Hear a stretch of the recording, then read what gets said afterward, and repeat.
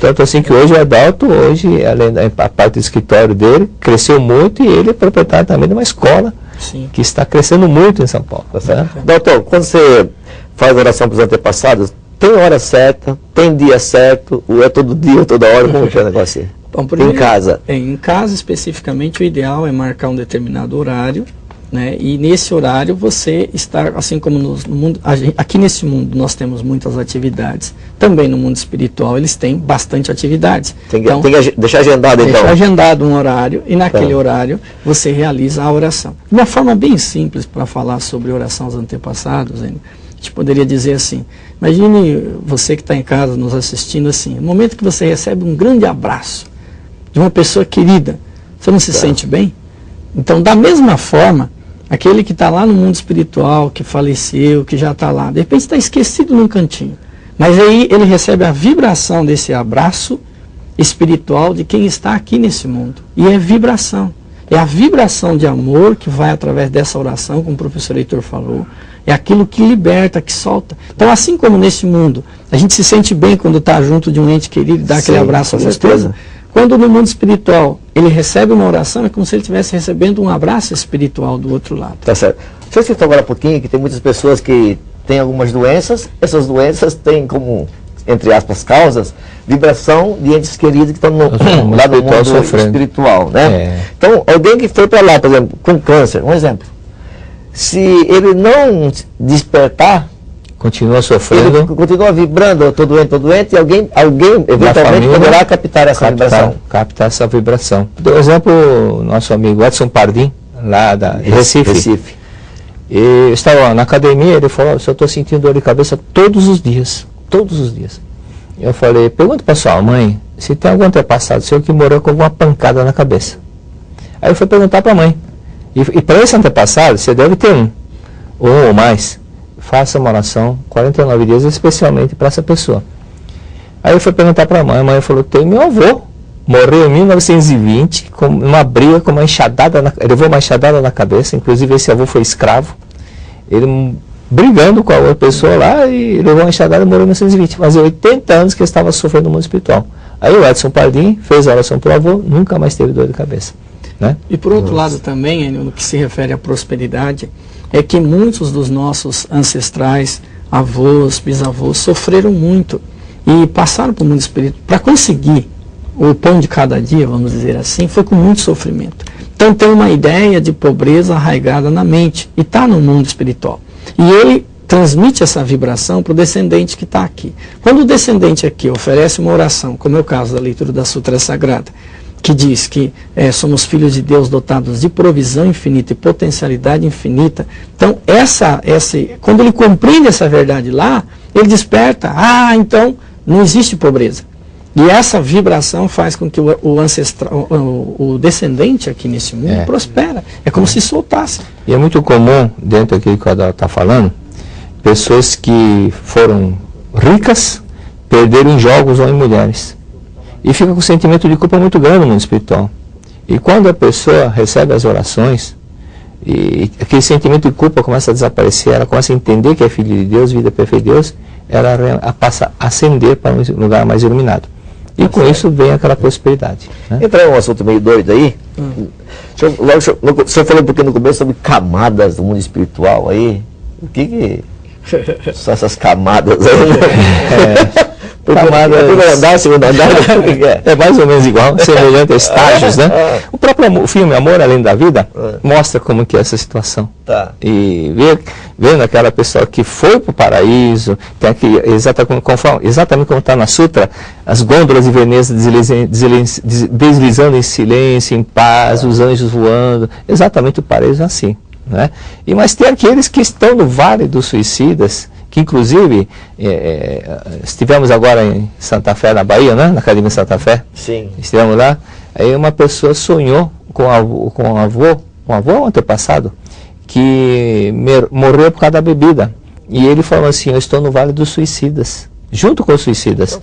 É um suicídio, mas é o que o Carl Mendes fala, né? A pessoa que encurta a sua vida através dessas situações é um suicídio parcial. Tá certo. E consequentemente acontecem situações. Então lá no hospital também, Existem as pessoas que estão no estágio inicial, que são aquelas que se reencarnaram poucas vezes, e aquelas que já se reencarnaram várias e várias vezes, já estão no estágio melhor. Agora, não basta só reencarnar, né? É preciso se dedicar, ser disciplinado, aprofundar, entender, estudar, né? E não ficar somente pensando em coisas vazias. Não vai crescer, não vai evoluir espiritualmente. Isso é verdade. Né? Adalto, para quem está em casa agora assistindo o programa da Seitianoye, ouvindo falar sobre oração para os antepassados, nós falamos da oração que se faz em casa. Mas além de fazer em casa, não, o negócio de orar aqui em casa para falecido, não quero nem saber. Existe outra maneira? Porque existem muitas pessoas que não acendem vela em casa. Isso, então ela até faria sem problema, mas alguém da família não gosta, então também para não contrariar, acaba não fazendo. Nesse caso, nós temos na Seitianoye uma atividade que é a principal atividade espiritual, de envergadura espiritual que realizamos na Seitianoye, que é a festividade do Santuário Roso, em que a pessoa preenche um registro espiritual. É como se ela estivesse ali passando toda a vibração dela, o desejo dela, o sentimento dela, para que durante um ano ela receba esta oração na Academia de Biúna. Então, na Academia de Biúna nós temos um santuário em que nós fazemos essa festividade uma vez por ano. Só que não é só naquele dia. Durante todo o ano, até o ano seguinte, esse espírito vai estar recebendo esta oração. E a melhor forma de nós oferecermos oração para os nossos amigos, parentes que faleceram, pessoas que não estão ligadas diretamente à família, através do Santuário Roso. Pode-se dizer que é a missa mais barata do mundo. Porque a pessoa recebe 5 cultos, 5 missas por dia, durante no mínimo um ano. São 1.825 orações por ano que ela recebe. 1.825 cultos, 1.825 missas. Uma hora por oração, mas por oração, 1 hora. Então são 5 horas por dia. Por dia que ela recebe. Então, e a contribuição é mínima de 1,50. Se fosse custar R$1 cada missa, cada culto, ela deveria pagar R$1.825. Mas paga só em 50. Que é uma por oração, nem centavo não dá. Tá certo. Isso explica muito a prosperidade de muitos adeptos da Seitianoye, em todos os aspectos, né, professor? Porque o adepto da Seitianoye, assim como nós aqui, realiza tanto no Santuário Roso, como também em casa, como também tem a missão sagrada espiritual, em que a pessoa faz o registro. Então são todas formas de culto, de oração, de agradecimento a esse ancestral. É certo. E como a gente não faz por isso, mas como recompensa por esse ato de caridade, eles também acabam retribuindo, como foi falado aqui agora. Isso, né? Eu menciono que são 3 P's. 3 P's que a pessoa recebe: paz, harmonia, na família, sim, proteção e prosperidade. Olha, 3 P's. Nós temos mais 1 minuto e meio. Se eu puder contar assim, mais um relato de alguém que orou para os antepassados, recebeu uma graça, seja ela prosperidade ou não, e também, prosperidade ou não, digo assim, prosperidade, às vezes é emprego, às vezes passa no vestibular, também saúde, né? Tem um monte. Como só tem 1 minuto e meio, então 1 minuto. Isso, como eu citei aqui caso até de paralisia de causa desconhecida, que está na página 9 do livro, teve uma pessoa que trabalhou comigo, dona Valdete Prado. Ela chegou na minha sala um dia com metade do rosto paralisado, não entendia nada que ela falava. Teve paralisia facial, metade do rosto ficou totalmente paralisado. Ele ia beber água, a água escorria. Aí eu falei: a senhora não fez aquilo que eu falei, a senhora está abandonando seus antepassados, a senhora não foi visitar o túmulo dos antepassados e não está orando em casa, vai fazer isso. Mas é muito longe visitar Guararapes, quantos quilômetros? 400 é longe, é muito perto, eu viajo todo fim de semana para local longe, mesmo antes de me aposentar já fazia isso. Aí ela foi, quando chegou na frente do túmulo antepassado, começou a se sentir pontada, como se estivesse dando uma agulhada no rosto, e aquela dor enorme lá em Guararapes. Aí saiu. Dia seguinte, foi tomar água, não escorreu mais. O médico tinha falado que não tinha cura. E a mãe, que estava com glaucoma, cirurgia marcada, ficou curada também do glaucoma. Né?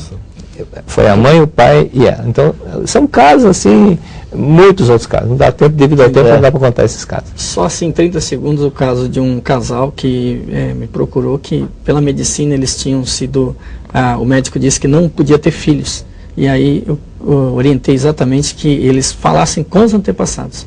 E no dia que eles passaram a agradecer, reverenciar os antepassados, reverenciar as raízes, ver a vida de Deus que está neles através dos antepassados e pedir para os antepassados, falar para os antepassados a intenção que eles tinham de ter um filho, de nascer o filho, exatamente a esposa concebeu e hoje a criança já está com 3 ou 4 anos de idade. Que maravilha, mas não ficar só rezando. Depois oração, outra oração, né? Tá certo. Muito obrigado, doutor José Adaldo Oliveira. Obrigado, professor. Muito obrigado, doutor Miyazaki. Obrigado pela orientação de vocês. Muito obrigado a você que assiste o programa da Seite, né? Esse modo feliz de viver.